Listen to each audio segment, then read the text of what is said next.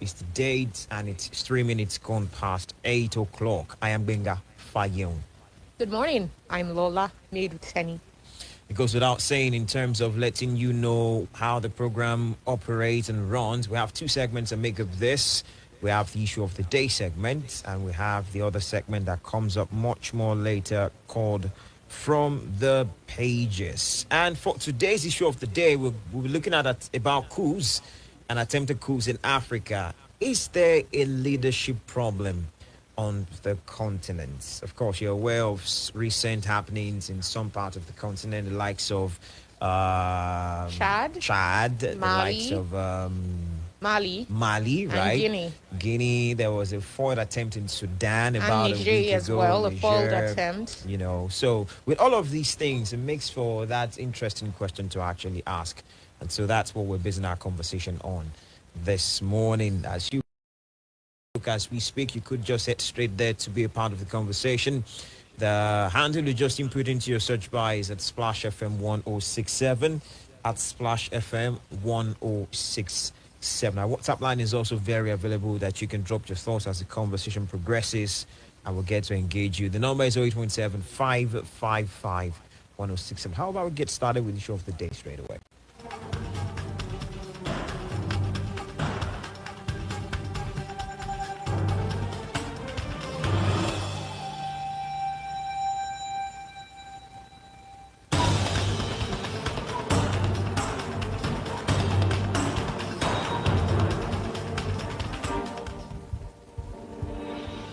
A coup d'etat, a French expression that literally means blow of state and usually shortened to a coup, is the seizure and removal of a government and its powers. The concept has been present in politics from time immemorial. Many scholars, as a matter of fact, consider a coup to be successful when the plotters and executors of such coups seize and hold power for at least 7 days. It should be said that number of successful coups have decreased over time. According to statistics and data, there were 457 coup attempts from 1950 to 2010, of which 49.7% were successful and 50.3% were unsuccessful. Furthermore, it has been found that coups have been most common in Africa and the Americas, 36.5% and 31.9% respectively. Asia and Middle East have experienced 13.1% and 15.8% of the total worldwide coups, while Europe has experienced a paltry 2.6%. These statistics make for an interesting view and sets the tone for issue of the day for this morning, which again is this, about coups and attempted coups in Africa. Is there a leadership problem on the continent? We have joining us to have this conversation EMMANUEL NJOKU, professional assistant at the African Union Economic, Social and Cultural Council, AU-ECOSOC, headquartered in Lusaka, Zambia. And he joins us from there via telephone. Good morning to you, Emmanuel. Thank you very much for being a part of our conversation this morning. Good morning to you. Thank you also for having me here. All right. So let's get started then. Emmanuel, the stats we read earlier show that there have been about 457 coups, if I'm not mistaken, since 1950. However, there's another alternate stat by two U.S. researchers, Jonathan Powell and Clayton Tyne, and they say that there have been over 200 coup attempts in Africa since the late 1950s, with roughly half of them successful. However, they also say that the overall number of coup attempts in Africa have hovered around 4 coups in 1 year in the last 4 decades, between 1960 and 2000. And just like what we read as well, Africa has also experienced more coups than any other continent in the world. What conditions would you say have made the African continent a breeding ground for coups, attempted or successful? Okay, thank you very much for that question. Well, there are a lot of conditions, a lot of factors that create transform Africa to a breeding ground for coups, and even not just coups, but generally the idea of unconstitutional change of government. And one of those factors democratization up to now, since the attainment of independence all the way to the 1990s, when most African countries began to transition into what we now have as a semblance of stable democracy, and even Nigeria inclusive. So, I mean, the democracy in Africa, the experience, the practice of it has remained largely fragile. And institutions that are ordinarily supposed to, uphold the tenets and the ethos of democracy are still, very much yet to live up to the aspirations that underpin their establishment. So, yes, this is one of the key factors, the key reasons why we have coups, because democracy, good governance, is still at a very nascent stage in Africa. It's still very much an aspiration. It hasn't been realized, and so much so it looks as though there is a particular sub-region of Africa, particularly West Africa. I say this with all the remorse. I mean to say that West Africa faces the brunt of this factor that I've just mentioned, the factor of fragile democracy, and also the reality of not having good governance as we would want it. Okay, dwelling on those statistics again, Emmanuel. Since 2010, there have been at least 35 coups and attempted coups in Africa. Matter of fact, since 2019, there have been about 10 of these scenarios. Recent countries to have fallen victim of these trends include Mali, that has in fact had a coup twice in 2010 and 24th of May this year. Guinea had a failed attempt. Guinea as well also had a coup situation, a coup scenario. There was a failed attempt in Sudan about a week ago.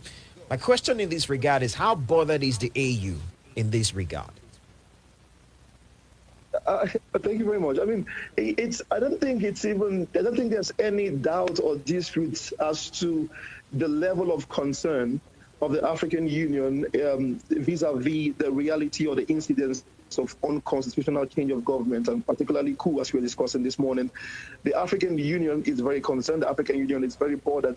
And in fact, if you check out the news on these coups and attempted coups, there's always a very common response of the African Union, which is to condemn these heinous acts, I mean to say, against the democratic and the constitutional order in African states. So the African Union consistently has condemned the coups, and they've also taken extra steps to, where necessary, implement sanctions and all in the processes of the African Union. And it might even interest you to know that the African Union has developed a lot of frameworks actually over the years. I mean, since the early 2000s, we got the year 1990, from the late 90s all the way to today, we like a very significant wave of democratization in Africa.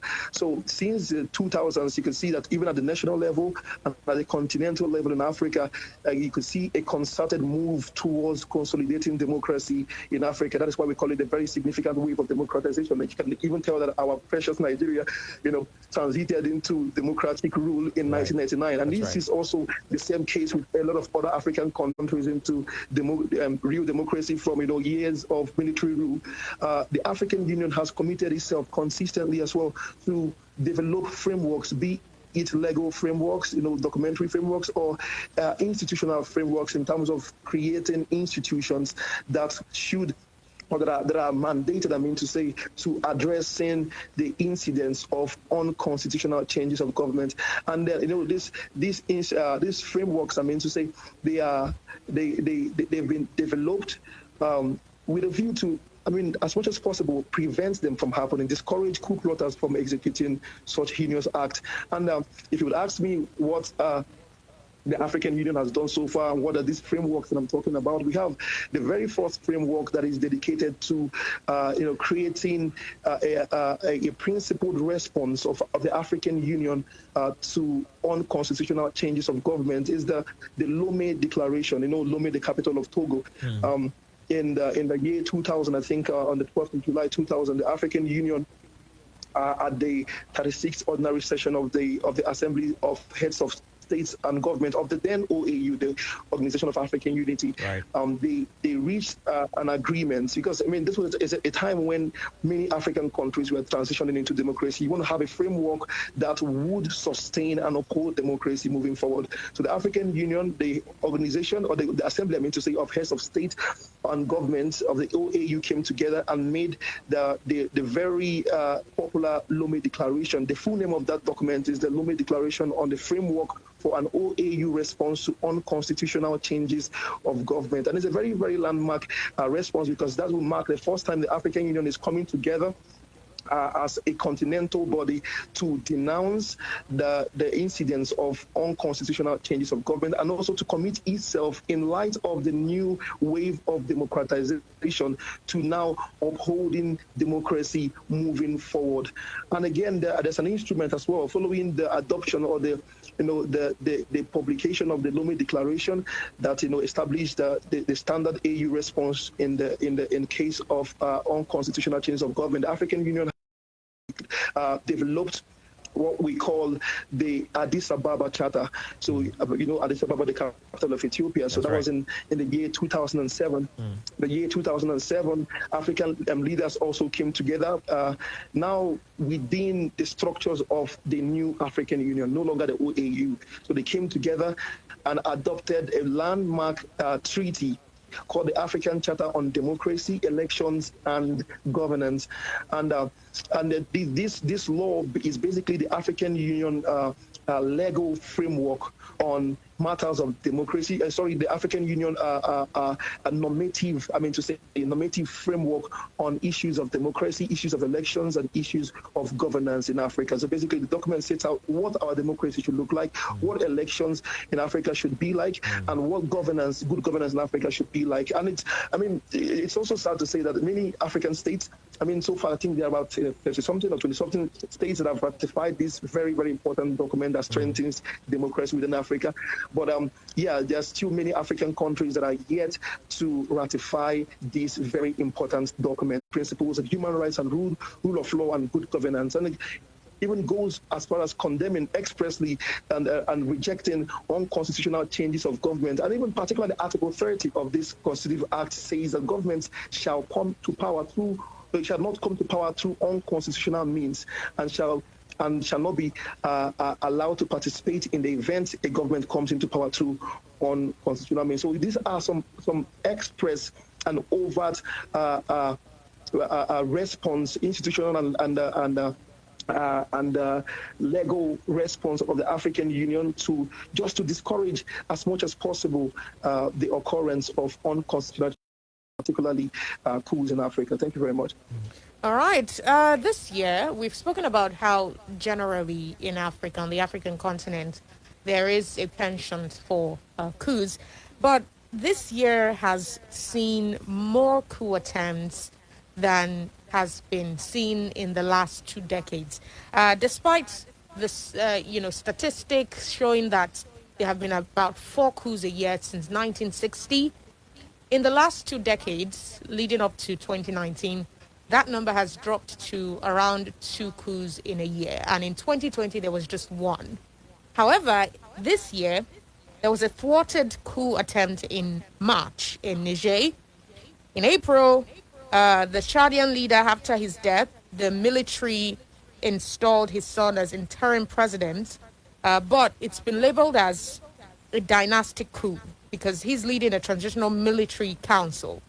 In May, there was, of course, the one that happened in Mali, and then most recently, the successful one that happened in Guinea, involving the ousting of President Condé, and of course, there's the Sudan attempt as well.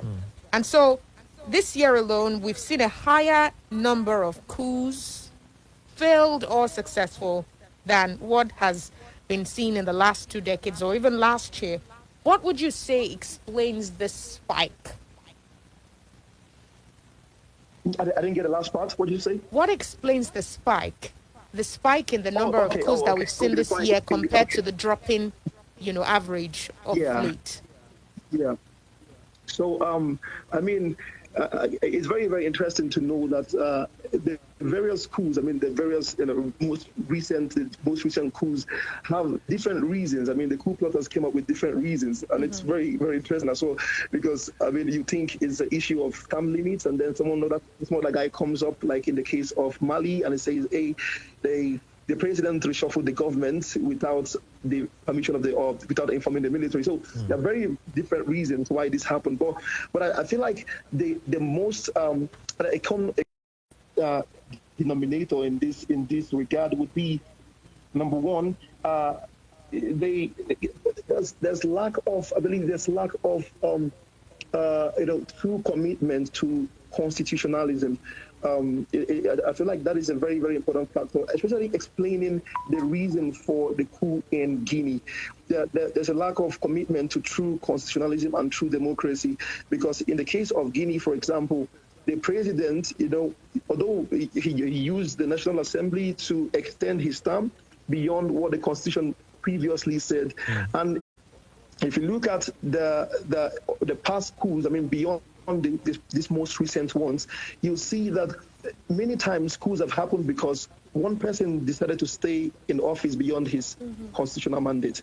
You could see coups being like a standard response to the incidence of what we call sit tight syndrome in Africa. So I believe in the case of Guinea, it was a case of betrayal of constitutionalism. That is a system where the constitution ought to define the limits and the scope of governance. So governance should draw its powers from the constitution, and as well the government itself shouldn't turn back again, twist and distort the constitution in order to favor very narrow interest. So that was the case in Guinea. They betrayed constitutionalism and democracy in the process, and of course there was a very unfavorable reaction. And again, in the case of Mali, the most recent case in Mali, I mean, that is a very, very complex scenario, and it's very, very difficult to lump it alongside other cases, because the most recent coup in Mali this year, it was as a result of a battle of interests. It's not the regular incidents that we see, but this was a battle of interests. The leader of the junta government, he stepped aside because from the African Union and ECOWAS pressure. He stepped aside to usher in an interim government, and he wanted to be the vice president in the process, because he had his own interest in the process. So eventually the head of the interim government, who was supposed to midwife an election in 18 months, reshuffled his cabinet, and the military got angry because they felt like they were not involved in the process. So you can see it's just like a power struggle between the military and the civilian interim regime. The military is saying, no, you need to acknowledge our significance, our influence in this process. You don't do ABC without us. You have to involve us. Even in the negotiation, I mean to say, the negotiation of the African Union and ECOWAS that led to the military stepping aside and handing over power to a civilian interim government. The negotiation also involved the military, the civilian government that will be formed, giving some key and strategic positions to key military figures. So you can tell this is a power play and a battle of interests. So you can't easily and finally lump it into the other categories. And again, in the case of Sudan, also the failed coup in Sudan, I mean, there's really no clarity right now as to what caused it. But I mean, there's been attributions of the failed coup to the supporters of the former head of state of Sudan, Omar al-Bashir. So there's been attributions that these are people that want to bring him back to power, and also the military is alleging that no, this is being done by people. There are civilians that do not want the country to smoothly transition into to democracy and democratic governance, and as well battle between those people and people that want the country to transition. So, and the supreme military, I don't know that the interim government right now in Sudan allege that okay, there are people within the civilian structure that are perpetuating this, trying to frustrate our transition to democracy, and they have collaboration with people who worked for Omar al-Bashir. And I mean, it's a constant battle between those that want this transition to happen and those that want to frustrate it and bring back or somehow, restore the order that was set by Omar al-Bashir. But yeah, the common denominator would always be that constitutionalism has been betrayed, and the farther we stray from this very important principle that makes for a democratic society, the more we have cases of political and socio-political instability like we're having right now. And even the case of even COVID-19 and its impact on the economy, because there's also an economic or socio-economic aspect to these things. Right. COVID-19 has also worsened the case, because the coup in Mali last year, the military, they didn't make a case for maybe they did it because the president had stayed beyond his mandate or anything, because the president was even fairly new. I mean, he hadn't even stayed for too long. But the excuse was that the president was weak in his response to the economic downturn in the country. So yeah, there's an economic dimension to it, and COVID-19 has worsened it. So when you have a mix of weak deficiency in governance and then lumped with economic deficiencies as well, I mean, you'd have, of course, displeasure within various quarters of your polity. All right, if you just joined us, you've missed about 20 minutes of this conversation. This is Panorama on the Integrity Station, Splash 106.7 FM. We're looking at coups and attempted coups in Africa, and we also want to ask a fundamental question in this regard, whether there is a leadership problem on the continent. We have with us, joining us from Lusaka, Zambia, EMMANUEL NJOKU, who is professional assistant at the African Union Economic, Social and Cultural Council, AU-ECOSOC, that is headquartered in that country. EMMANUEL, you mentioned some of the things that the AU uses to ensure that there is a following of the tenets of democracy in its member countries on the continent, which includes suspension of countries that these coups happen. Mali was suspended and was even threatened further following the coup of May 24 this year. And more recently, the AU said it was suspending Guinea sometimes on the 10th of this month, following the coup of September the 5th in the country. But for Chad, following the death of former President Idris Deby on the battlefront, the military quickly took over and announced a de facto government, the Transitional Military Council, TMC, headed by the son of the slain leader, and an 18-month roadmap to restore civilian rule. My question is, why was Chad not suspended? Is it because Mahatma Ibn Idris Deby Itno, the son of the former president, is the chairman of the Transitional Military Council? Okay, what a question, yeah. So the issue with Chad, I think, is also very similar to what happened in Zimbabwe in the year 2017. The reason why the African Union didn't suspend Chad, I feel like, although it's not very clear what happened there, but I mean, based on my very subjective opinion, Chad is a very key player within the Sahara region, very key player in terms of security and maintaining security and checkmating the influx of jihadists in Central Africa and West Africa, right. The Sahel region entirely. Thank you very much. So, having such a key player, and then the level of influence that Chad has. It's very interesting to know this, but the country Chad wields a lot of influence within the continental structures, the African Union and others. It wields a lot of influence, and I wouldn't think that the AU would easily, suspend Chad like it does other countries. I mean, although there are people arguing that this was not a coup properly so called, and so it doesn't make sense for the African Union to suspend Chad. But I mean, there was also a large element of the subversion of the constitution. So why didn't the African Union then suspend it? But I feel like there are more reasons than that meets the eye in the case of Chad that I can't properly explain right now, because I myself was shocked, to be very honest. And I really expected the African Union to have carried out something really drastic, but it didn't happen. But I mean, let's just resort to that argument that it wasn't a coup, as per the traditional definition of coups. But yeah, just believe me that there was a lot of power play in between, and also the status of Chad within the continental and the regional power structures could also have played a role. But I mean, the African Union, in terms of suspending member states when cases of unconstitutional change of government happens, has not been, very, very consistent. I mean, you can't easily draw when it's going to happen and when it's not going to happen.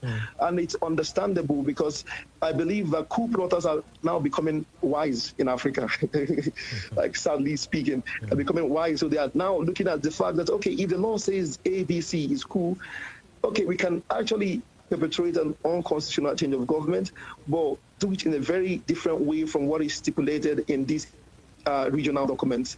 So the case of Zimbabwe is very instructive in this regard. If you can remember, in the year 2017, when Robert Mugabe was removed, it wasn't a coup. The coup plotters were very, very careful not to call it a coup, because once they mention the word coup, or takeover of the government, or whatever you want to call it, the African Union is going to draw a more aggressive and fierce international reaction. So they came in and they said that the head of state has been placed on house, and they didn't.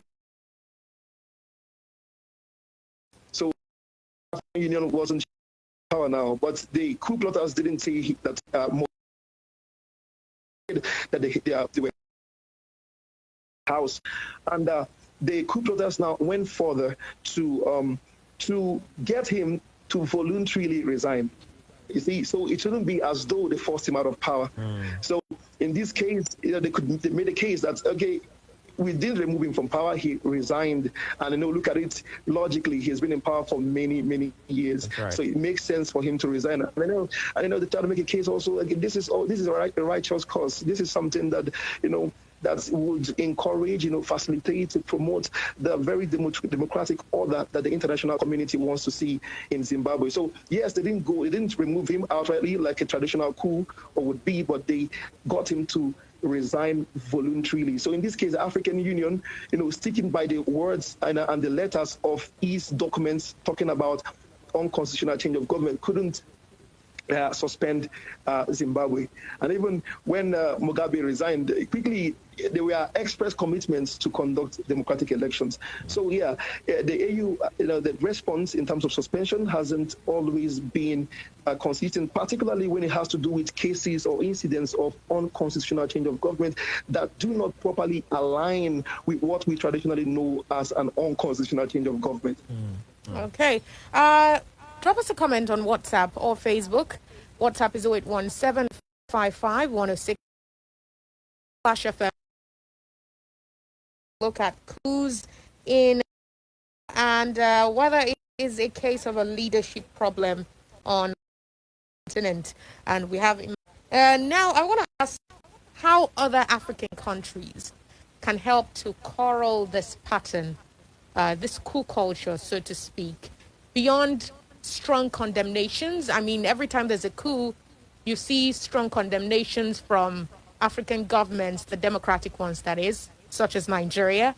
But beyond that, even perhaps, would you even say that the sanctions, some of the economic sanctions imposed on these countries where the military stages what it calls an intervention, would you say these sanctions are ineffectual, given as they do not seem to deter these coup plotters from staging a coup? And how can other African countries help to promote a strong democratic dispensation in Africa beyond giving strong condemnation when a coup happens?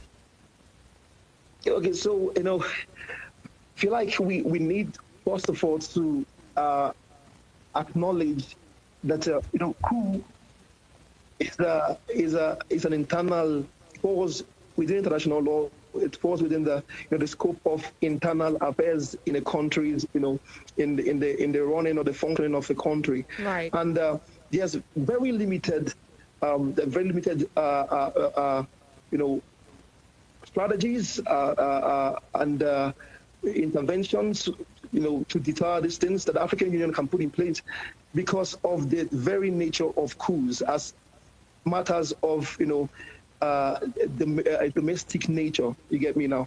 So international law, there's a principle called the principle of non-intervention, right? So it's a very, very critical, very important principle of international law that has, gone a long way to retain and preserve the international political order.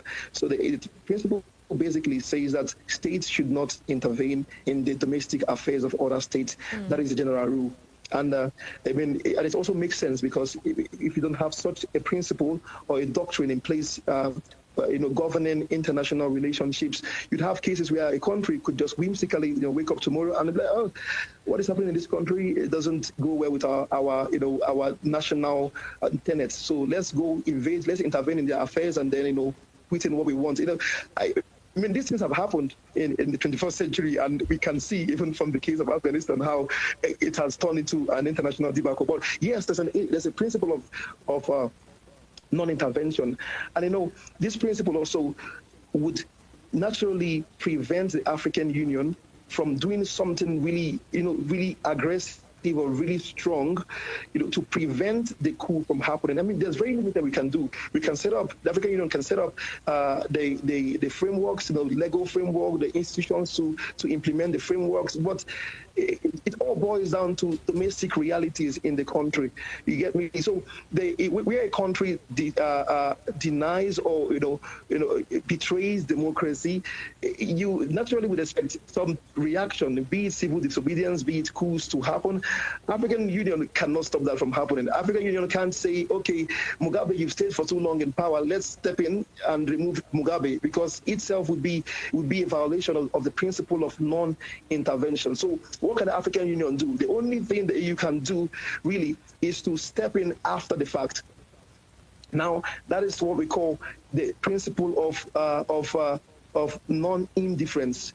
The principle of non-indifference, and this principle only comes into play after the fact. That is to say, something has happened and we can't just allow it to keep happening, because it poses a grave threat to international peace and security. So there's very limited African Union can do before the fact. We can set up the laws and encourage member states to go by these laws, but we can't really force it down their throat. We can't really, get them to come on. Once the president stays 5 years and 2 terms, let him leave. We can make laws that encourage such happenings, but we can't enforce it. We can't basically force member states to do this, and particularly because of the fact that and this is a stark difference between the African Union and the European Union. The fact that the EU. During its establishment, I think some months, about 3-4 months before the EU was formally established in 1993, the EU developed what we call the Copenhagen criteria. The Copenhagen criteria basically is a criteria for being part of the EU. So you can tell that before the EU was formed, at the very foundation of it developed a criteria, a framework that determines what a country has to subscribe to before they can be part of the EU. And it goes and it says that it's not enough for you to be, to be a country within the geographical, European soil, but you also have to subscribe to these and these principles before we can admit you. But the African Union is very different. The African Union Act, and there are many reasons for this, which if I'm given the time, I could go delve into some of them. But the African Union Constitutive Act, created 2 major criteria for membership, and it's understandable why this was done. But 2 major criteria, which is that the country must be an African country, number 1. Number 2, in the process of the deliberation of as to whether or not you become a member, you have to get a favorable vote by the simple majority. Because so you see, at the very foundation of the criteria for membership, there is no subscription to principles and ethos of democracy. There is no commitment to good governance. There's no blah blah blah. So this now makes it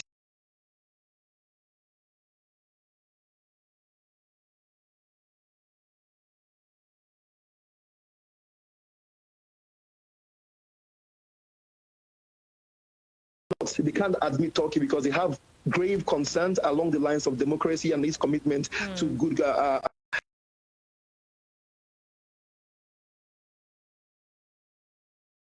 So we see, in this case, the EU can enforce democratic rules, enforce it in the most strict way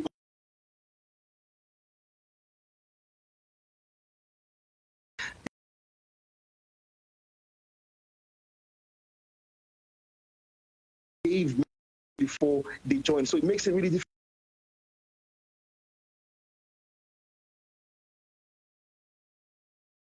Introduce respect for democratic tenants moving forward, but I mean it's a very slow process right now, but it's growing. It's really growing because I mean you rightly identified that the incidence of unconstitutional member states has reduced. Coups where I mean governments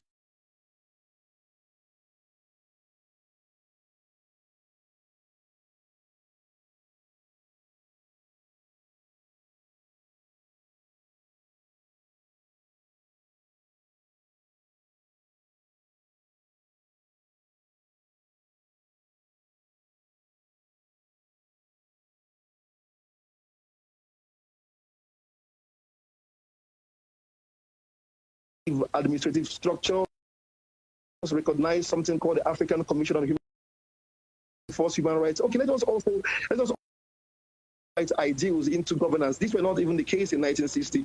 So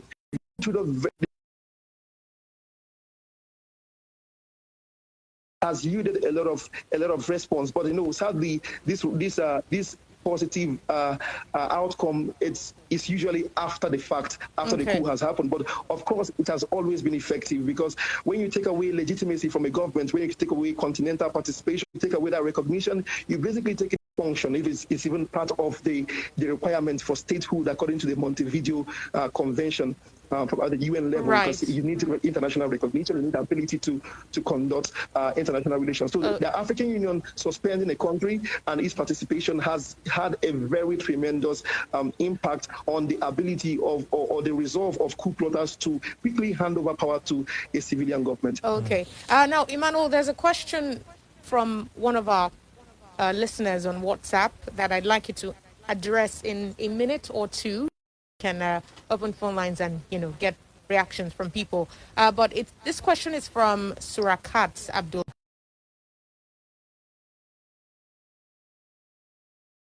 Coups that happened were due to constitutional crisis. He wants to know the decision of the African Union when a sitting government alters the constitution to permit him to stay in office beyond what the constitution prescribes. Why were these countries not sanctioned for the act of unconstitutionality perpetrated by such countries before a coup finally occurred? It does bring to mind that Idris Deby, before his death, had installed himself or tagged himself as a president for life. And even in Guinea, Alpha Conde's third term, the elections that ushered him in the were, constitution and those elections were even dubious to begin with. So what then does the EU do? I mean, you've said that the AU. I mean, you've said that the AU cannot interfere with the sovereignty of a nation, but can it also place sanctions? What happens when these countries perform these acts of unconstitutionality, as said by Surakat? Quickly, please. Okay, thank you very much. So it's a very tricky question. I mean to say, the African Union. So it's very difficult for the AU to make an intervention when acts of unconstitutional acts that subvert the will of the people and the authority of the constitution happen. I mean, in terms of maybe someone stepping in, like the case of Alpha Conde, Idris Deby, changing very critical, very important aspects of the constitution in order to propagate or perpetuate himself continuously in power. When these things happen, I mean, we have what we call the early warning system within the African Union Peace and Security Council, and they take note of this. But these incidents, knowing that these are factors that ordinarily political instability. But so far there's been. I want to believe that interventions at this level happen, within behind closed doors, basically, on the dialogue table. But there has been no overt over intervention, particularly, as I mentioned before, because of the principle of non-interference in the domestic affairs of a country, because these things are domestic affairs of the African Union member states, and the African Union cannot, quickly intervene because the constitution was changed in this way. The most they can do is to condemn it. The most they can do is to engage, key stakeholders, telling them, see, this betrays the principles of this treaty that you have subscribed to.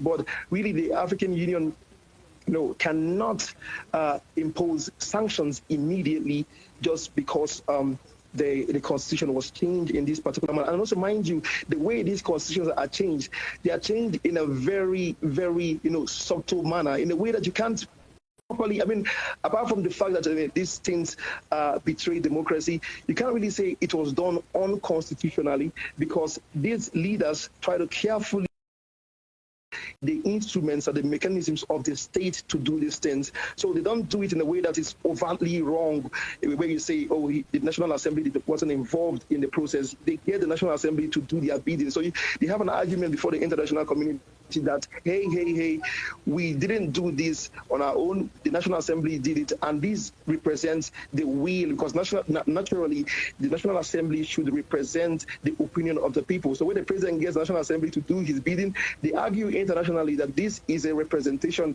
of the will of the people.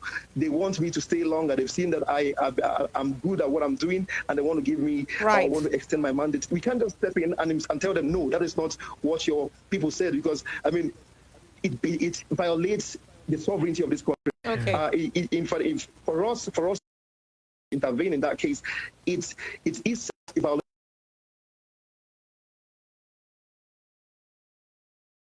And chip in their input on the conversation this morning, our issue of the attempted coups and coups in Africa, if there is a leadership problem in the continent. The numbers to call are 0704-400-1067. You'll be glad to know that all our lines are now working, so you can also call 0817-444-1067 and 0817-555-1067. We plead with you to please keep your thoughts to a minute, so we do not have to cut you off. We have time constraints, and so we're trying to stick to the 1 minute time frame. Hello. Hello, good morning. Good morning. Yes, Afolabi. I'm calling from Abeokuta. All right, then, make it quick. Let me quickly add. I wanted to talk about it, but thank God our analyst talked about it. The IAU has not done much enough to, prevent issues of coup d'etat or forceful takeover of government.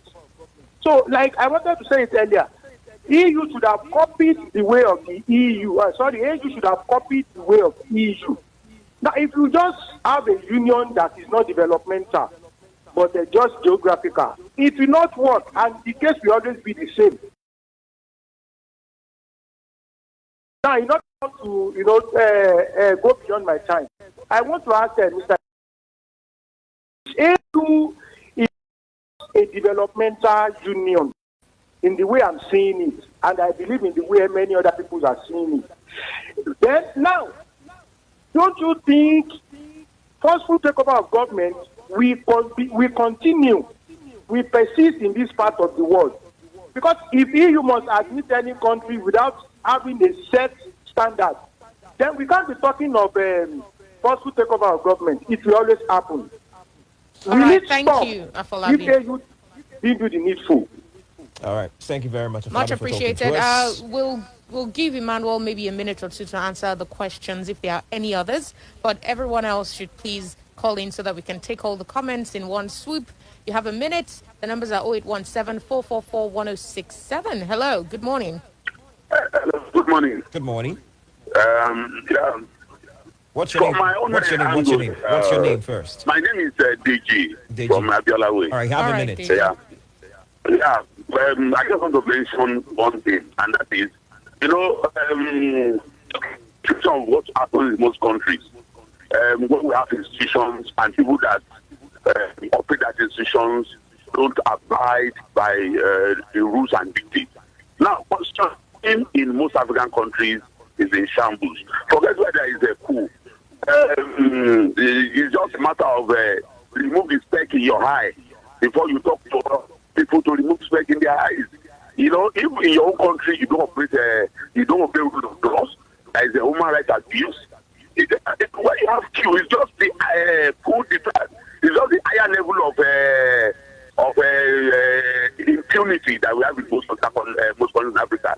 Secondly, is that what is the level of economic interrelationship in African countries? So it's very impossible to impose sanctions because the economic sanctions work better than political sanctions. All right, thank you very much. You too, Deji. Thank you for talking to us. We can take one more call and then we'll look at comments on Facebook and have all of them together so Emmanuel can just respond to everything all together. Here might just be our final call for this segment. Hello, good morning. Hello. Yes, good morning. Good morning, Tajudeen. Tajudeen, you have a minute. Yes, I just want to talk regarding the principle of non-intervention. Does it suffice to say that there is no law in the world, not only in Nigeria? Because we said that Nigerian government does not abide with the rule of law, but now we have seen cases whereby others interfere in the affairs of other countries. So does it suffice to say that law is actually nothing anywhere in the world? Thank you. Thank you very much. All right, then, Emmanuel, are you with us? Yes, he is.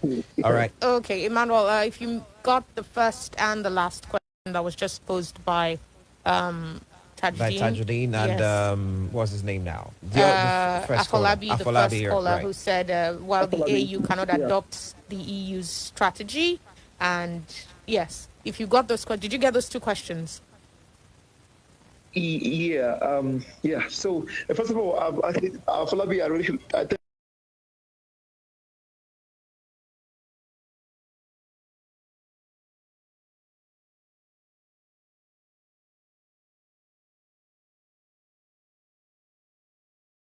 And it's very difficult for Africans, for people, and he said, why can't we get the AU? Why can't the African Union adopt the EU system, wherein you set a set of conditions on matters of democracy, good governance, and all that before the African Union can admit member states. But if you understand what the political development has been within Africa, from the continental level down to the sub-regional level, regional economic communities like ECOWAS, the SADC, the EAC, you would appreciate that the African Union has rights.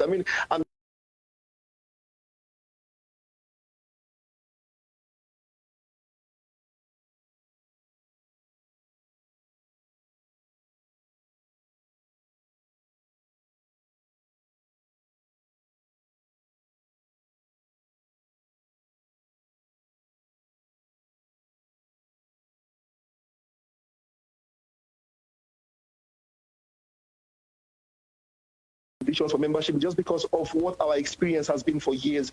We've shifted priorities based on what difficulties and challenges we've faced over time. I said before, there was a time when the problem was independence. So that first wave of democracy talked about how do we get independence? How do we get to rule ourselves? There was a point where, we've established structures, the administrative structures, to edging to that point where we fully embrace, as part of our conditions of admitting member states, the principles and the ethos, the tenets of democracy. But then to address the other question, talking about the laws, you said whether laws are ineffective. What did he ask again? He was asking. So the thing is, the thing about law is this. Emmanuel, we're hoping you can do this in a minute because we have to proceed on a break now. Okay, in a minute. Okay, thank you very much. So basically, the issue of non-interference is a very, very important aspect of international legal order, because you don't want to have a situation where a country subjectively decides that how you practice democracy is not how they want it to be, and they quickly just intervene. They want to have an order that prevents that from happening, and that only allows interference in limited circumstances, because this is, although we can have our arguments against this, but this is very, very important to preserve the international political order, because a country can look at a perceived weaker country and quickly just invade it and interfere in their affairs because they're not doing things the way we want them to do things. This is happening today, but it's happening in a more subtle way, in a more economic way, but not overtly like in a very aggressive or form of aggression. So yeah. All right, we have a question here on Facebook, but you would not get to answer it. But it also concerns someone who's asking about the daily Biafra and Yoruba Nation agitation in Nigeria, what AU is doing. But we're out of time, so we cannot take that question right about now. But let's thank EMMANUEL NJOKU, professional assistant at the African Union Economic, Social and Cultural Council, AU ECOSOC, headquartered in Lusaka, Zambia. I was going to ask you how Zambia is this morning, but I believe it's fine. Yes, of course. All right, thank you very much so much for joining us. We appreciate it a great deal. Thank you very much for having me. All right, then. So that's the very first segment of the show that we just got done and dusted with. We'll proceed on a commercial break. When we come back, the second segment is what we'll start with, titled From the Pages, and some of your comments would also be read. Stay with us.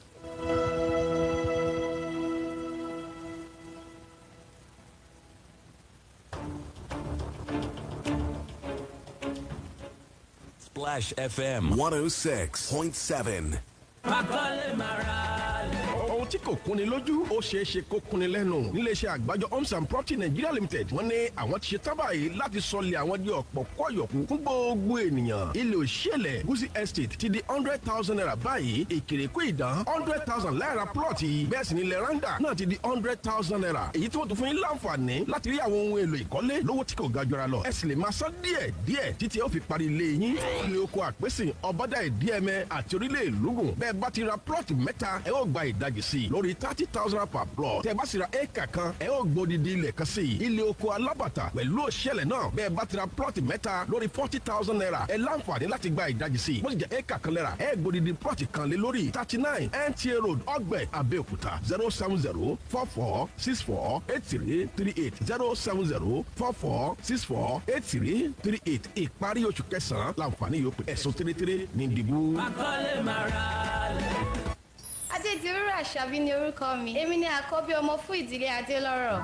Oyinwọnúọlá ni orúkọ tí èmi ń jẹ́. Èmi ni ọkùnrin tí ó wà láàrin ẹ̀gbọ́n mi obìnrin àti Oyindàmọ́lá àbúrò mi obìnrin. Ọ̀gbẹ́ni Àlàbí Adélọ́rọ̀ ni mí. Èmi gan ni olórí ìdílé wa. Digbí ni ọkàn mi balẹ̀ torí ohun gbogbo tí ìdílé mi fẹ́ fi ṣọdún bíi ìrẹsì, màálù, ògúnfe, òróró, tọ́kí àti bẹ́ẹ̀ bẹ́ẹ̀ lọ. Bí ọdún bá ti kù ọ̀sẹ̀ kan nílé iṣẹ́ ABL máa gbé gbogbo àwọn nǹkan tí mo fẹ́ fi ṣọdún yìí fún mi. Ọkọ tèmi nìkan ọ̀rẹ́ tòótọ́ kan ṣoṣo fún àwọn ọmọ wa. Àṣeyọrí wa yìí ṣeé ṣe nípa fífi 2,500 pamọ́ fún àwọn ọmọ wa. Èmi náà ń fi 5,000 naira pamọ́ nínú owó oṣù mi. Ọkọ mi náà ń fi 10. Kuta and beyond.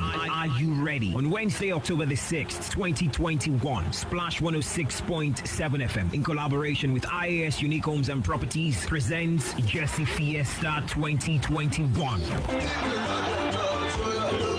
You'd also be entertained and thrilled by some of your favorite music artists: Obesere, Alayo Melody Singer, Alhaji Shefiu Alao, Area Salatu, Musiliu, Haruna Shola, and many more in their jerseys representing these clubs. You'd also hang out with your favorite OAPs, public figures, and sport presenters of the Integrity Station. Venue, Ontech Event Center, Abiola Way, Abeokuta, Ogun State. Tickets go for 2,000 naira. Regular 10,000 naira VIP and table of 500,000 naira.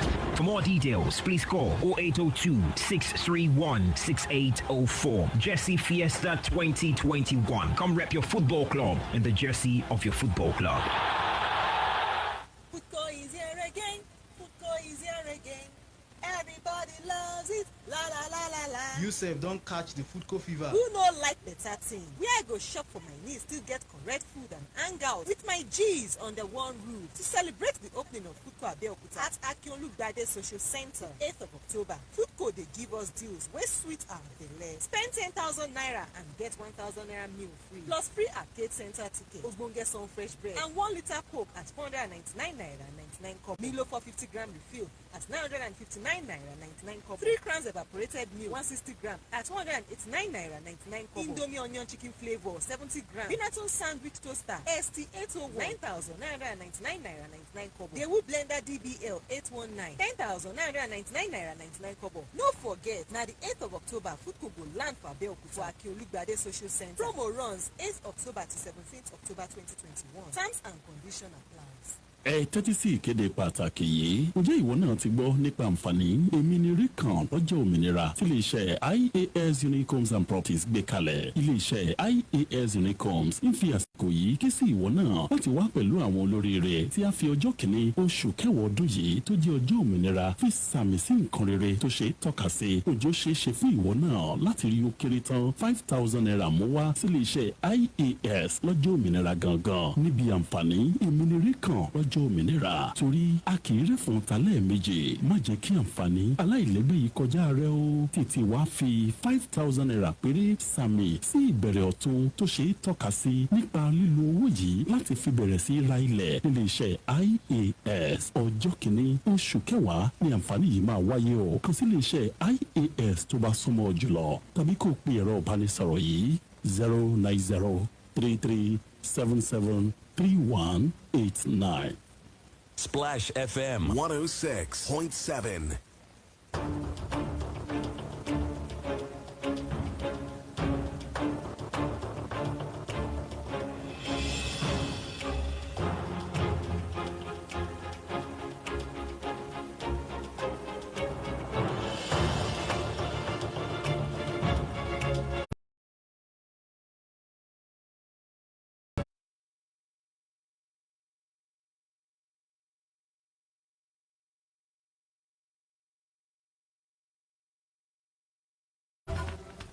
Welcome back. We are live on Splash 106.7 FM, the integrity station. We promote the right values. And this is from the pages, the second and final segment of Panorama. Today, we're going to journey through the papers, take you through the front pages of Nigerian Tribune, which I have here with me, and Vanguard newspaper. Now, Gbenga Fayon has some official business to attend to, so I'll be riding solo. Well, not solo, seeing as you're on the other end and you're going to get to react to any of the stories whose headlines I will be reading in a few moments. But before that, we have a stop on WhatsApp and Facebook, where we're going to read comments that have accrued from our issue of the day, where we took a look at coups and attempted coups in Africa. And we were trying to establish whether indeed there is a leadership problem in the African continent. Joining us, or we have that conversation with Emmanuel NJOKU, a professional assistant at the African Union Economic, Social and Cultural Council, which is headquartered in LUSAKA, Zambia. He was with us for the duration of that conversation. If you missed out, it's going to be on our Facebook page later in the day, so you can catch the entirety of that conversation. It was an interesting discourse. Now, I want to comment on the issue of this one came in from Olajuo from Italshin. He said, justice strike is a viable and potent tool in making government do the needful in Nigeria. I see coup as a tool that Africa has in making sure good governance and this sit-tight syndrome of leaders can be curbed.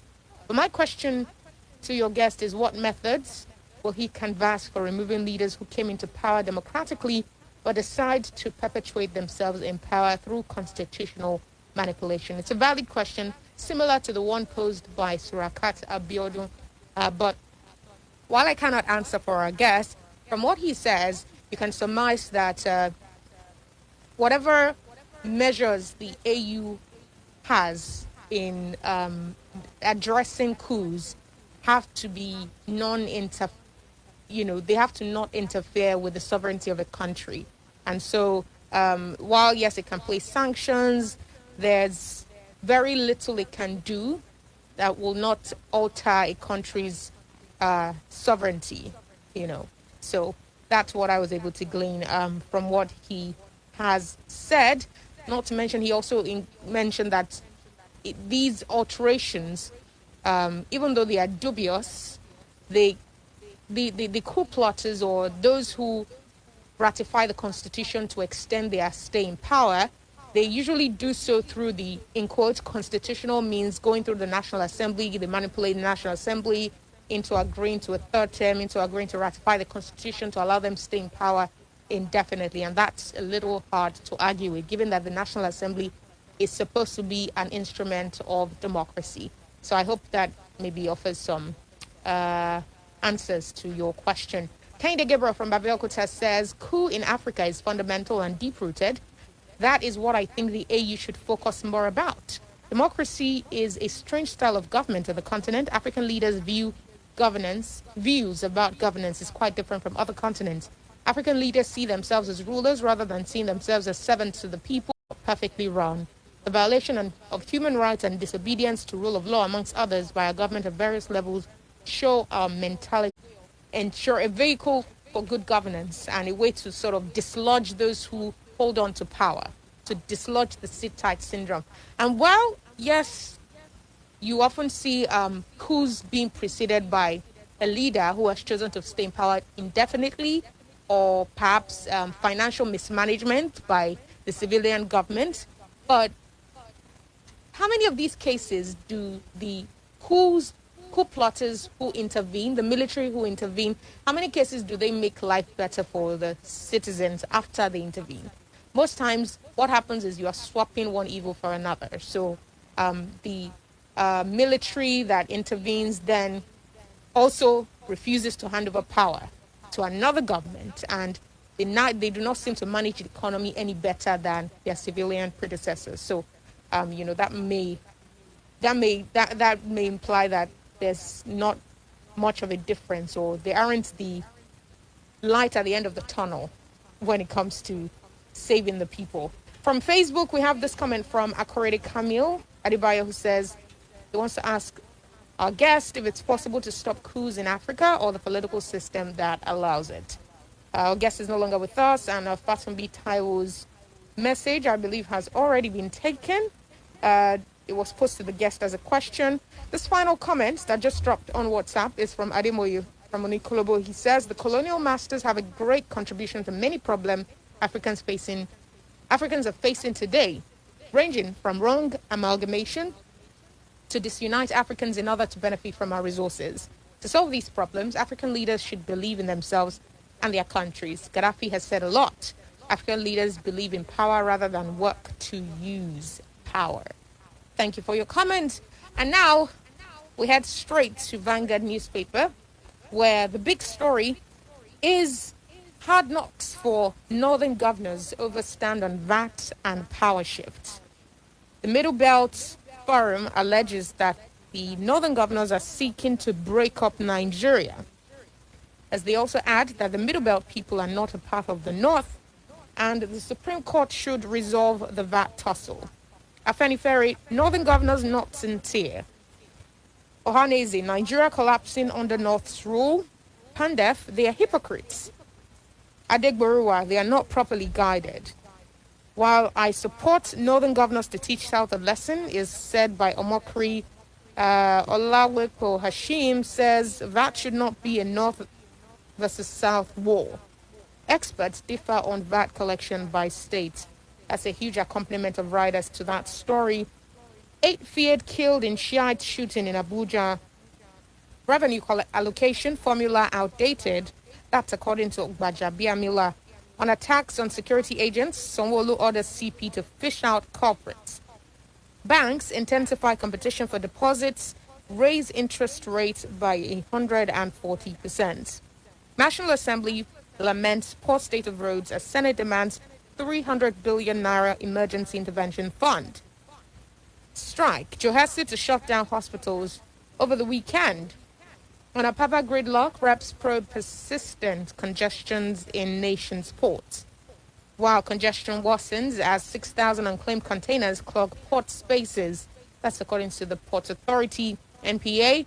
Kidnappers on rampage in Lagos, abduct retired AVM, 4 others in 48 hours. And that's that with the front page of Vanguard. Now let's move over to Nigerian Tribune. For rejecting power shift, northern governors are under fire. This one is also accompanied by, a sizable number of riders. 1999 Constitution, PDP, APC Constitution support zoning. That's according to Adigboruwa. Ubani queries, northern governors supported zoning in 2006. Ambra INEC is to unveil the final list of candidates next week. That's on page 25. It'll be interesting given that, Senate reps in supremacy battle over bills concurrence. On insecurity, reps probe NYSC's advisory on ransom payment to kidnappers. Library, named after Saraki, demolished in Ilorin. No going back on October 8 nationwide strike, say petroleum tanker drivers. And finally, from the front page of Nigerian Tribune, ex-IGP's cousin, AVM Smith, is kidnapped in Lagos. And joining us this morning is Mr. Olatunji Daud, who is a reporter with the Punch newspaper, as well as a social commentator. Good morning, Daud. Good morning. Called me by my full name this morning. All right, then. Daud, where shall we begin? Let me see. Let's see. I think we should start with Johesu going on strike or threatening to go on. There are people who have had to go to private hospitals that they cannot afford in the time since NARD has been on strike. And now Johesu, also another critical, health sector union, is threatening to withdraw their services. This looks like an almost total shutdown of the health sector. What do you make of it? It is not a news anyway. Health sector is in comatose. So let them dig more to destroy it. We are all stakeholders. This is not the best time for JSU to be threatening strike. We know the federal government is synonymous to not keeping promises. We know the federal government is not that honorable. Yeah, so since I became matured, anytime any of these bodies, either ASU or any of these, when they came up with threats, they will eventually go on strike. Mm-hmm. And then for them to suspend the strike, it will still based on promise. So, and federal government has been known for that perpetual promise unkept. So, JSU should not destroy the country the more. Things are not in a normal shape. So, JSU should be considerate that the health sector is moribund. Go to FMC, go to even the state hospital, go there. You will still feel that the impact of NAD because they are doctors. You still feel it. So, and they still want to, add more wound, more salt in the wound of Nigeria. So, you also should be realistic, see your front. So, I think we should sit down and understand that the reality has done on us. That let us just manage this federal government, especially this regime. Let them finish whatever, let Baba finish, and then let him go to Dara. Maybe we have someone else that will, can now say, okay, let's sit down. I'm thinking that it is better the government allows all these, representatives of all these aggrieved bodies, ASU, NASU, JSU, NAD, all of them. They sit down and say, come, this is the record, financial record. Maybe if they can please say, if the government will be transparent enough to say, okay, this is the money, these are the expenditure and then the income record. Let's see. This is our IGR every month. This is the wage bill. How can we survive? So let them be part of it. Let them be at the table where you share the cake. That is the cake. Let's share it. That's assuming there's nothing to hide from the federal government. But the federal government is hiding from them. That's why when federal government talks, many people don't believe them because you say that there's possible of fund, you still parade this what's it called? This convoy, all those airs. No, it doesn't make sense. It doesn't speak well. It doesn't show that you are really truthful. You should not be transparent. Sincerely, Nigerians we are not wicked. All of them, ASU, NASU, NAD, JSU. Right. But because they don't trust the government, that's why they continue saying that, don't tell us there is no money. It's like a family head that Asebu is family member and say, guys, this is how much I collect as salary. I have to pay this on NEPA bill, water bill, and we have to. So if someone now want to bring any extra, he will think twice that my father is 100,000 naira, what's it called, income manner, and out of 100,000 naira, he will have spent more than I said I want my father to steal. So everybody, including the government and the governor, we should be transparent. If I'm dealing with you, Lola, and I want to believe me, I must be transparent. Right. If I'm saying that, Lola, you can't believe that I don't have money. I should be able. You want to believe me because I've never told her, but I must demonstrate that truthfulness, that I'm saying the truth. So you cannot dip your hand into your pocket and say, I'll take this. But if I'm a perpetual deceiver, I come to you cap in hand every time, you want to say that you think I'm a fool. That is what is happening. Federal government has been playing the game. You know, they will just say we'll do it and they will go back. They will suspend it. Look at Juson, judicial worker. They call off the strike not because the government has attended to their needs now. You don't understand. Right. And when these people now, what's it called? Go back to the strike, they will say they are not considered. These are issues. Governments at all levels must be transparent, must be truthful. Okay, well, Daud, for transparency to happen, as I said, it means that the person who needs to be transparent has to have no skeletons in their cupboard. Yes, they must be honest themselves in their dealings. So the fact that there's no transparency, doesn't that sort of imply that the government has something to hide? It may not be, and it may be. Sometimes it may be your style, that you are not a type that usually reveal your everything.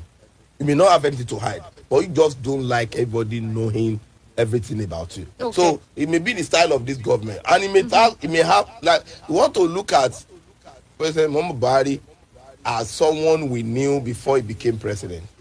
I want to say that he is not a thief.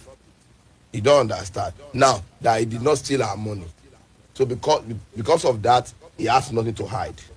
So if you have nothing to hide, why can't you say, guys, I don't know why governors and a president cannot do a kind of monthly publication for their expenses and the income. Ask me about Ogun State. How much is the IGR?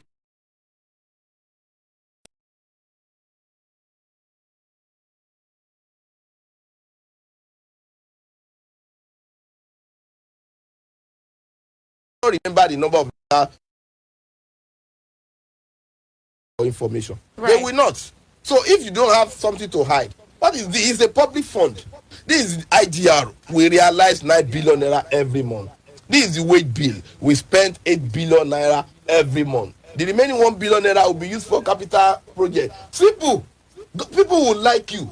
People will love you. But in a situation where we don't know how much we realize, we don't know. There was a time they had a press conference. They said they wanted to do about, is it not 12 or 30 road projects?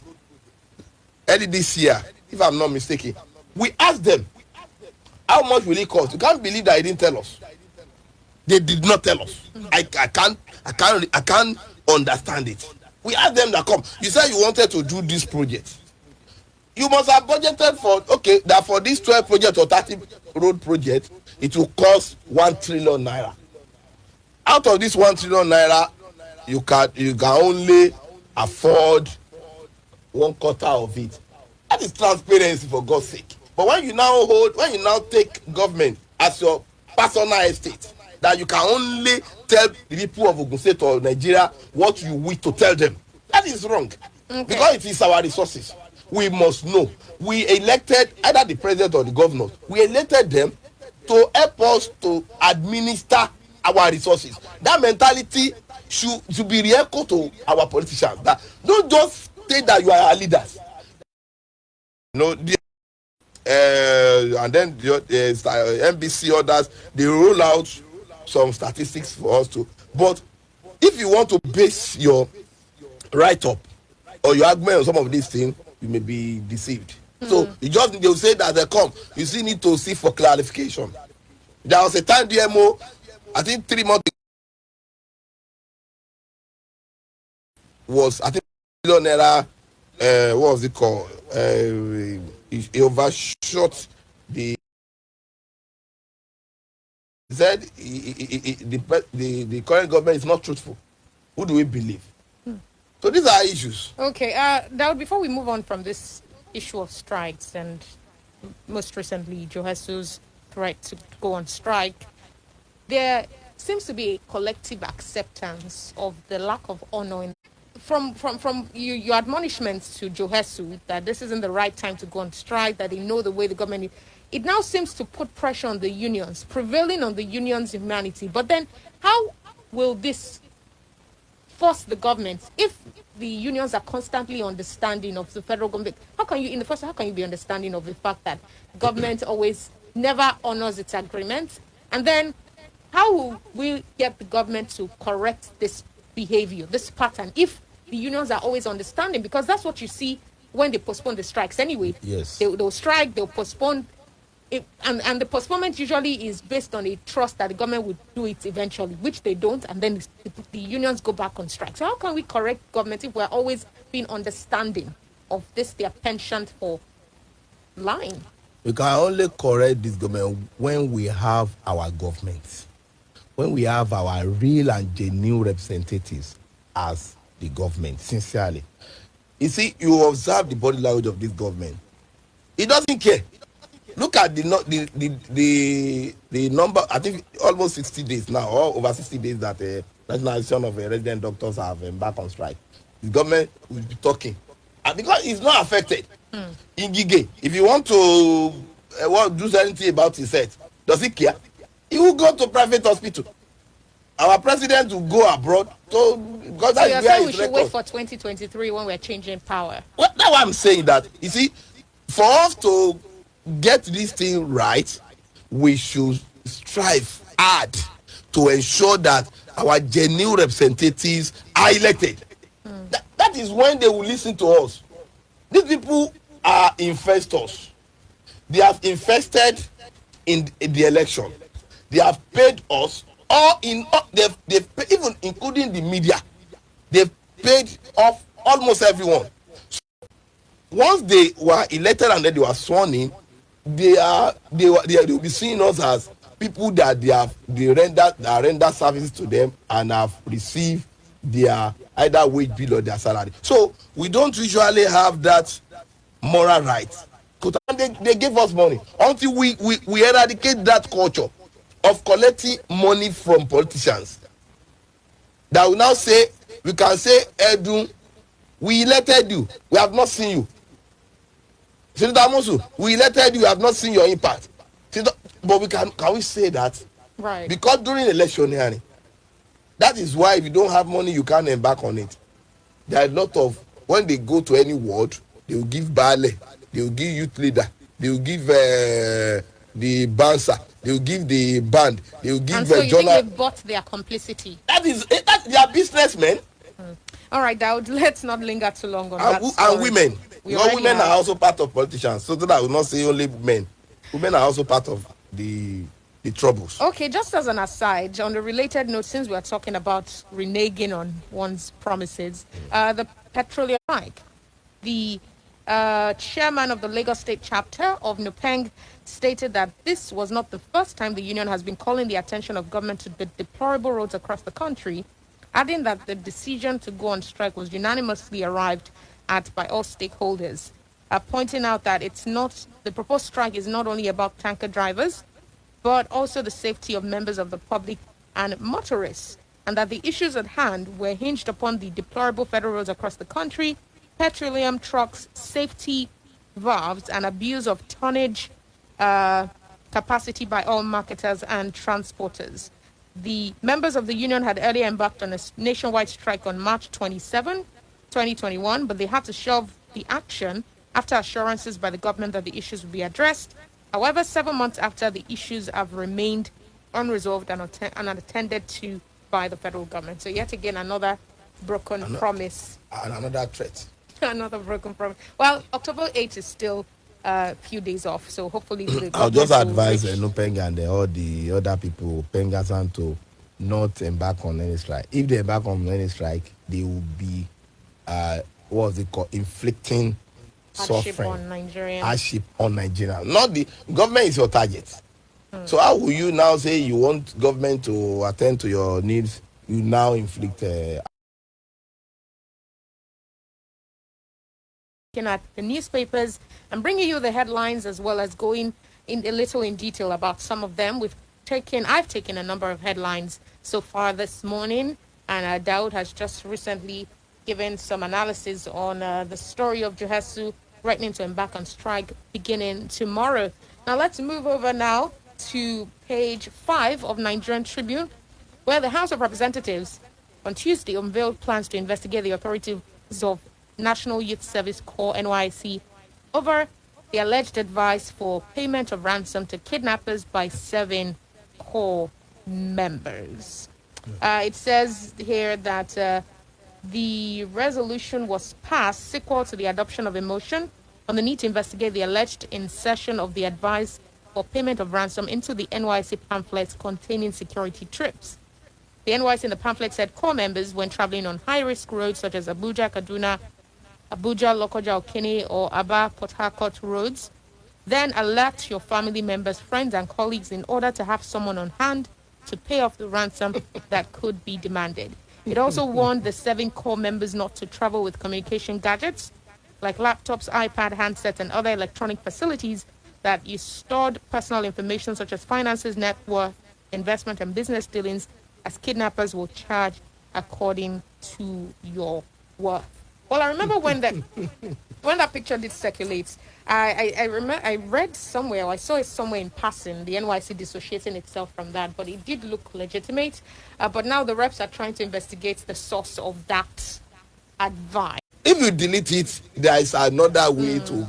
The internet never forgets. So, NYC is culpable. Discipline. And then you now look at it, I look at it from 2 angles. That is a wild idea. It's a very bad one. And I look at another way that they talk like parents. Let me tell you.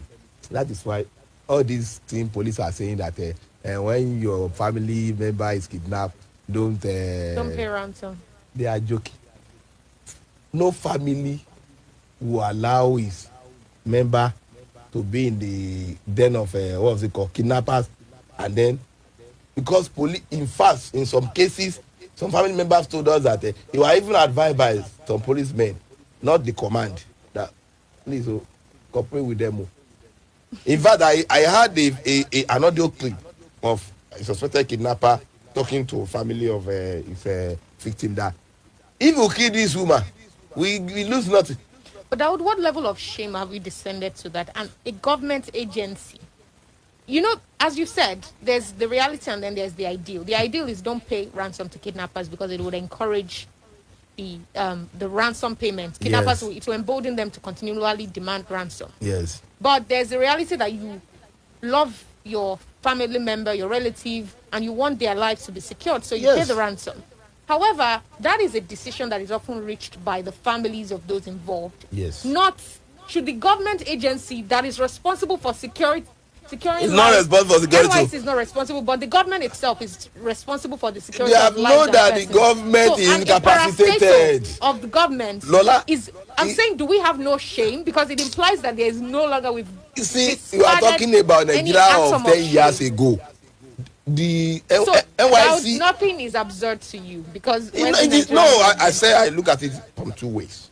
That I found that advice ill advice. I find ill advice that it shouldn't have come from NYC. In fact, it should have been a kind of 1-to-1 that please, you guys want to travel, alert your family members because it's a reality.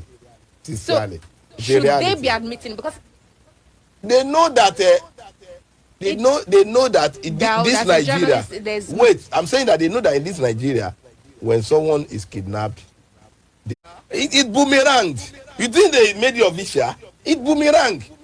That what I'm saying. They did not even know that they were being recorded. It was just an advice like parent to children that my children, you are traveling. Daud, it was seen in the pamphlet, according to where I saw it. It was seen in the pamphlet. God. And this newspaper quotes the pamphlet. But it was not that official, if you check it very well. It came from NYSC. It is not that it came as a kind of official. They won't document it. You cannot see it in the file. Well, this story says otherwise. It says it was documented in a pamphlet to the core members. Who signed it? Everybody could have come up with that pamphlet, but what we're saying is that yes, officials of NYC gave that advice. That guys, If you are traveling, tell your family member that you are applying this so road, and then let them be on handy so that when they kidnap you and then they have for ransom, pay it. Because these people, if they kill their victims, they don't lose anything. The only thing they lose is that they lost product, but they have seen their victims as product. That's why they will take care. In fact, you see what happened last week to the people that were kidnapped around that Igbora road. You know what happened? A pregnant woman was among them. Right. They released them. They said they released them without collecting a dime. You know the reason? The woman was more than 8 months gone, and the woman was giving them trouble, and maybe they did not want the woman to die. They had to release the woman along with the other two. It was kind of. Perhaps this section of the news report to provide some clarity. Okay. It's the last few paragraphs of the story. It says in his intervention, Femi Gbajabiamila, who earlier observed that NYC had denied the phrase, argued that there could be another version of the booklet, especially with the NYC denying the insertions. Worried by the development, the speaker urged the committee to verify the authenticity of the insertions, adding that during the course of your investigation, verify the authenticity. If it is authentic, then there's a problem. In his response, the minority leader, who acknowledged the speaker's position, said, I am aware that NYC denied it, but Mr. Speaker, I have before me the pamphlet. This is the pamphlet they are using everywhere. Anyway, the purpose of this probe is to determine whether indeed this is true. So we'll wait to see the outcome if it is disclosed to us. If it is true, who are they going to hold responsible? Because it was not signed by DG. See, there are so many lacuna around this thing. For any authentic material for any document to come and then be verified as document of NYC, it must have been issued by the NYC and duly signed. Right. So the pamphlet was not signed. It's very easy to deny. But what I'm saying is that. Yeah, this is I would like to talk on the issue of the day. I was trying to get on them, but I couldn't. Oh, okay, that's fine. Go ahead, please. We cannot divorce the coup in Africa from the West. Africa is the center of international politics, especially sub-Saharan Africa. The West, sub-Saharan Africa was ideal in human and material resources for slavery of the colonial powers. And when people like Martin Luther and Malcolm X started to fight for the freedom of the blacks, they were silent with assassination. So they cannot face restructuring in Nigeria. Okay. And on the issue of swapping, you have different women trying to rule. Okay. And by the way, when you go out on the street, believe me, some people think that after 5 years are even better than Ravi's 8 years. Thank you. 8 years in passing. Have a nice day. Have a nice day yourself, Nicholas. Thank you for your contribution. Let's take that call. Hello, good morning. Thank you for joining us. Hello, good morning. Good morning. What's your name? Where are you calling from? Yeah, good morning. Yeah, my name is Folarin Golao. I'm calling from Shagauri. Folarin, thank you for calling. I want to have my brief thing this morning. The fact remains that we should put one thing into our notice. Like we always say, that everybody has, right to his opinion. You understand now? The fact remains that the two agitations by the Northerners and the Southerners, the governors, I think they are not taking people along. They are just fighting from themselves. To me, that's what I think. But the fact remains that, let's be very, very frank here. We have a whole country as in Nigeria. You know, we should have a common goal. At least we should have a good aim in everything we do as an objective. You understand? So the zoning issue, the VAT issue, everyone knows that the zoning is unconstitutional. So why worry? Why can't they fight for the framework? I mean, the legal framework for that thing to be the people, for the system. What I'm trying to say in essence is, if truly they want to get it right, some people should do it legally so that some people will benefit from it. It's not the way they are dragging it. And to that fact of the issue, I think it's better for us to know that one Nigeria is one Nigeria. when they want to fight for maybe want to be taking our tax, it should be they should fight for increase in what the input. It shouldn't be we will be taking our tax. Okay, if it says we'll be taking their tax, who is going to develop the tax widely by giving more to those people that they generate more from. Thank you. Thank you for Larry. I had to cut you off there because you're overextending your time. Please, everyone, keep your thoughts to 1 minute 30 seconds. There's a 30. Who do we have here? Hello. Good morning. What's your name? Good morning. Olabode Adego is my name. All right, Olabode, you have a minute 30 seconds. Go ahead. Control the controversial non-availability of our men in Ogun State. Yes, hello? That was yesterday. Okay, that was yesterday. Names. To be candid, someone needs to talk to that man. I've said it earlier on another radio station this morning. There is no way you want to be the image maker of the government and you won't work on your temper and be taking fair criticisms in your stride.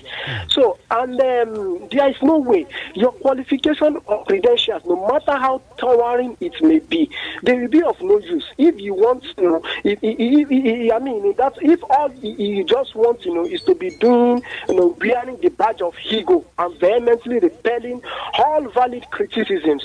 The number 1, 2, and the number 3 indigenes of a state are not on ground. Please wrap up your thoughts, Olabode. So, and we expect people not to start raising concerns. So please, someone needs to talk to this man. He came to this Splashfm the other time. If he even the way he was even addressing question was questionable. Thank you. So I don't. Thank you for your thoughts, Olabode Adigo. Let's take that call. Hello, good morning. Good morning. What's your name? Where are you calling from? Hello? All right. Well, let's take that call instead. Hello. Good morning. Apologies that we could not connect with you. Hello. Yeah. Hello. Good morning, Uche. Yeah. Uche. Yes, calling from Adokota. You have a minute. I want to talk Northern Governors Forum on the side of a certain decision on the presidential state. You see, they are calling the decision of the certain governors unconstitutional. Now they should explain to us which one is constitutional. Is it President Muhammadu Buhari's maybe attitude of shooting everything, winners take or taking everything to the north, or the duty position to the north, security, judiciary, finance, NMPC, MPA, communication, even education. When this appointment is going to decide, they didn't call it unconstitutional. Now that the power is about to shift hands, now remember it is unconstitutional. That is the way they feel, always feeling uncomfortable and uneasy whenever party is about to shift hands. And they should know that 100 or 1,000 years is not forever. They always feel the heat when a party. That is the same way they did. They forced good luck, forcefully forced him to concede defeat because of they are too inquisitive of this power.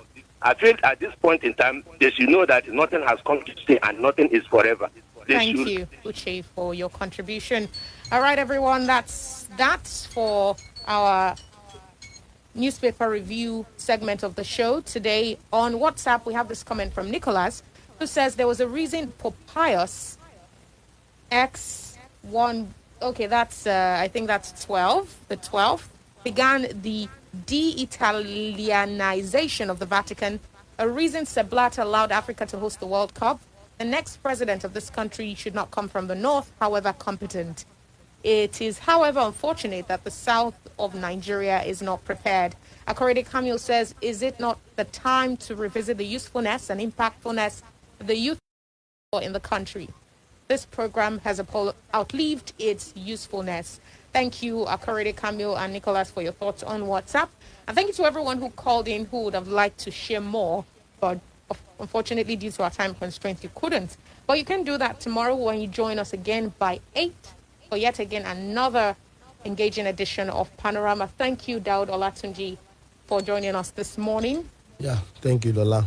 We'll continue saying it and we wish that our leaders will listen and to be better for us all as Nigerians. God bless Absolutely. We cannot give in to despair. We must keep trying and trying and trying. Don't forget to get your PVCs. Registration is ongoing. cvr.inecnigeria.org. Register if you're a first-time registrant or update your information so that you...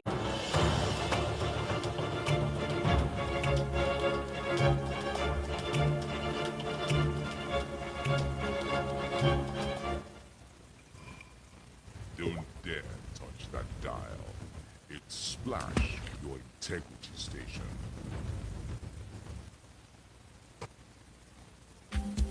Father, plenty money for my backyard. Plenty money for my house. Good day, everyone. My name is Moses Taiwo, MD, CEO, Sought After Project and Services Limited. Let me use this opportunity to invite you to our one-day financial seminar. Put money together, and then you will do it one after the other. One will take this month, the other one pick the next month, and as it is, many people in the olden days, they have used such system to buy a whole lot of properties. Many use that same system to send their children to school.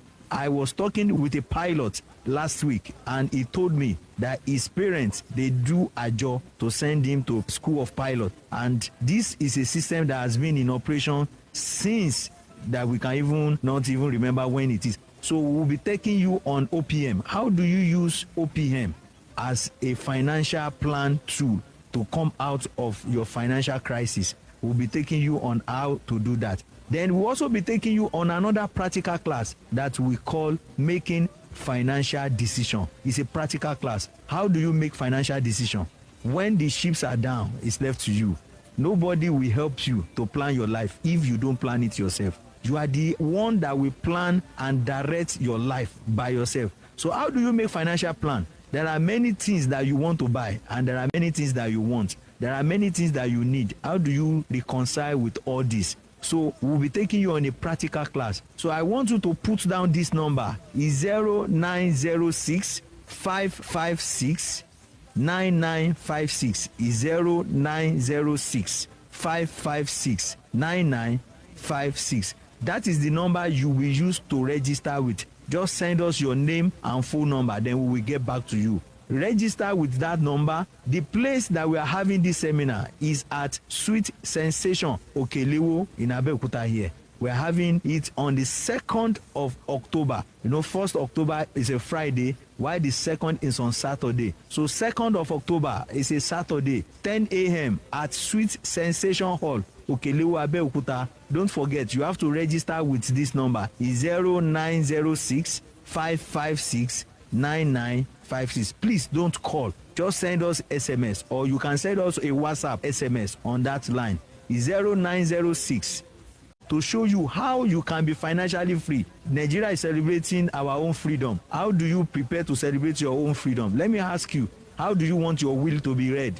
Do you want your will to be that with 2nd of October 2021 at Sweet Sensation Hall, 10 a.m. prompt? If you come early, you will be part of those that will be doing the first practical class. We have 2 practical classes on that day. The first one, if you come early, you will join us. If you don't come early, you will join us for the one that is later. But I want to beg you to please join us on that day. And then let me tell you, the fee for this seminar is absolutely free. It is a free seminar. We are not charging you on anything. Just come. We have been doing this seminar over the years, and then a lot of people have come. They have gained a lot, and their story has changed. You too, you can join us in this seminar and change your own story. We want to help you to rewrite your own financial story, and it will be okay to have you around. So on 2nd October 2021, 10 a.m. Sweet Sensation Hall, 0906 556 9956. This seminar is powered by Sought After Project and Services Limited. So I'll be expecting you till we meet on that day. Keep your dream alive.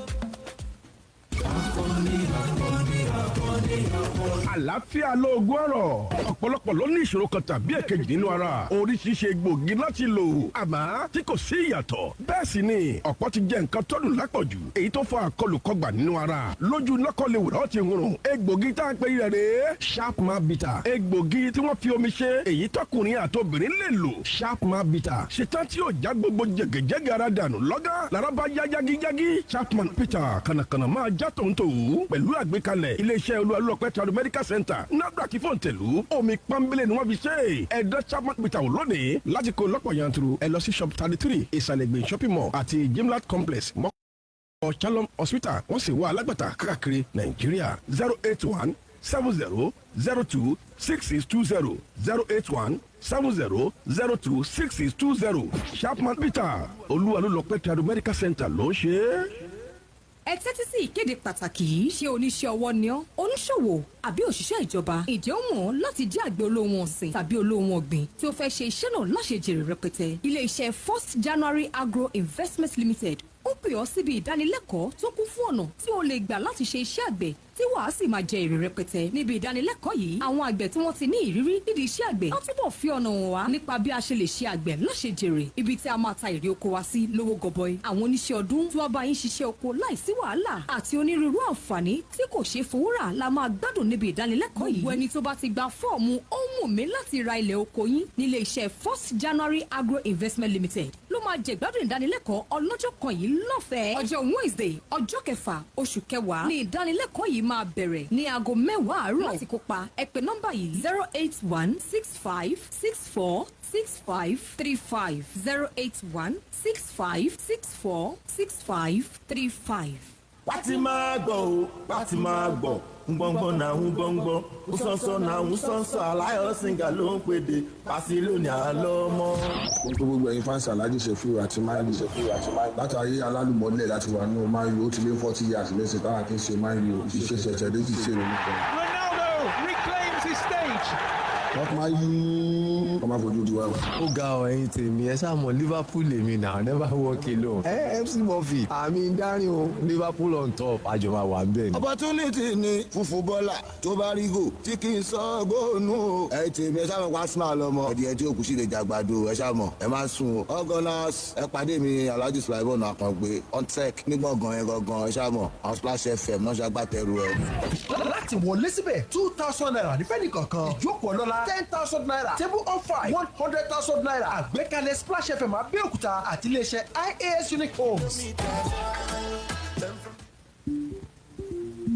Looking good is the beauty of every human. Bí a bá ṣe rìn là ṣe ń kọ́ni. At the same time, what you eat is what you are. No long thing. Elolam Variety Stores has all it takes for your children and even yourself. Arakun laṣọ gbági o. Nínú àwọn ẹrù tí ń bẹ lọ́dọ̀ wọn. Wá mú mi lẹ́rù ọmọdé tí ń bẹ ń bẹ. Provisions náà ò gbẹ̀yìn. Oúnjẹ ọmọdé, ẹrù ẹ̀bùn níbi ayẹyẹ. Ohun èlò ẹ̀ṣọ́ ara bíi jewelries, bags, bàtà, aago tó jojúlówó àti bẹ́ẹ̀ bẹ́ẹ̀ lọ. Back to school bag and lunch bag. Another superb thing is the bakery. Níbi tí a ti ń ṣe búrẹ́dì tó lẹ̀ lọ́wọ́. Eléyìí tó tún dùn lẹ́nu fún gbogbo àwọn tí wọ́n mọyì búrẹ́dì tó kún fọ́fọ́. Ọ̀pọ̀ kú ọ̀yọ̀kú ní àwọn ọjà wọn o. Dandawe olóko gbowó Elolam Variety Stores ń bẹ ní Imran Taiwo Plaza No. 69 Kuto Road ládojúkọ Polaris Bank Kuto Abẹ́òkúta ní ìpínlẹ̀ Ògùn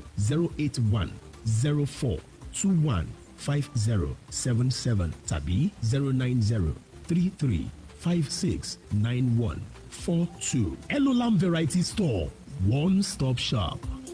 gbogbo ọmọ òwú òdùrú ajíbọ̀sẹ̀ ọmọ ìpè ọjà ẹ̀yin ọmọ asokúngbadé ọmọ lágùnárè nílé òwú ọmọ ẹ̀fọ́rọ̀jọ́ epo ó tó yá ọdún ọmọ olówú 2021. òwúrẹ́ o gbọ̀ngbọ̀n láńdó ti yá. Sunday September 26 ló ti bẹ̀rẹ̀ pẹ̀lú onírúurú ètò tá a ti là sílẹ̀. Thursday September 30 ní ìfinijoyè láàfin olówó kọ̀gbúèrè tó bá wá di sátidé ọjọ́ kejì oṣù kẹwàá ní àṣekágbá grand finale ní ọba ọ̀dẹ́lẹ̀yẹ park orí omi ṣòkòrì bẹ̀rẹ̀ láago 10 òwúrọ̀. àkòrí ọdún ọmọ olówú tọdún yìí ni posterity chairman of the day Chief Fẹ́mi Ọ̀tẹ́dọ́lá special guest of honour Senator Bukola Saraki àti Dr. Fọlá Adéọlá. àwọn ọba alayé ọjọ́ náà ni His Royal Majesty ọba Professor Adéyẹmí Abdulkabir ọba Lanlẹ́gẹ́ Kòndé second àti ọba Sabur Babájídé Bakre Àgùrá of Gbàgùrá Ẹgbá land. àǹkí kábíyèsí olówó kọ̀gbúèrè ọba Dr. Olúsọ̀yà Adégbóyèga Dòsùnmú olówó tìlú Òwu Amóróró the second àti balógun ìlú Òwu olóyè Olúṣẹ́gun Ọbásanjọ́. gbogbo ọmọ ìlú Òwu o. ọdún pé ọdún kò. Òwu crown. great heritage. ọlọ́mọ síkà bàbá gbàdo ìjì mi sani bàbá ọkọ mo ní rògbò sani bàbá gbin bàbá rere ká mọ̀ bá rere Splash FM ní bàbá wọn Splash FM bàbá wọn àní Splash FM ní bàbá wọn Splash FM bàbá wọn àní Splash FM ní bàbá wọn Splash FM bàbá wọn. àsìkò ti tó fún ìròyìn eré ìdárayá já wọn sí i. lẹ́ẹ̀kan ní Splash FM 106.7 Abẹ́òkúta. Ọlọ́run ẹ lè dágbọ́ torókun fọ́fọ́ Abdulbaki Balogun the golden son of sports ó yá já wọn sí. Golden son of sports já wọn sí.